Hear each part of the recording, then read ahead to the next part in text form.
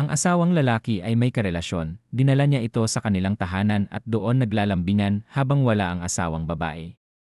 Habang naglalambingan, nagtatanong yung babae, kailan niya hiwalayan ng asawa, sinabi ng lalaki malapit na at ipinapakita niya ang life insurance ng babae na siya ang beneficiary.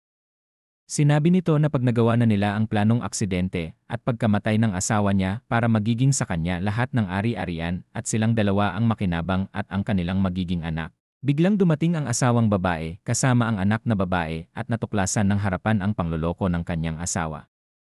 Sinumbatan niya ang asawa kung bakit ito nagawa sa kanya. Sumagot yung kabit, sumagot ka pa tingnan mo ang sarili mo, you look poor, at hindi mo mabigyan ng lakaking anak ang asawa mo. Nagalit ang asawa at nagkasabunutan sila ng kabit. Itinulak siya ng asawa niya at sinaktan. Nagmakaawa ang anak nila na wag saktan ang mama niya pero di nakinig ang ama. Kaya kinagat ng bata ang braso ng ama.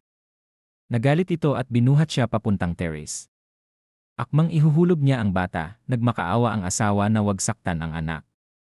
Pero sinabi ng lalaki, tumalon ka kung gusto mong di ko saktan ang anak mo.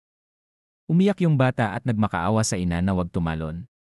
Ayaw sana tumalong ng ina niya pero itinulak siya bigla ng kabit at bumagsak sa baba na duguan. Umiyak yung bata. Tumingin ang ina sa bata at nagsorry ito dahil di na niya kayang protektahan ang anak at namatay.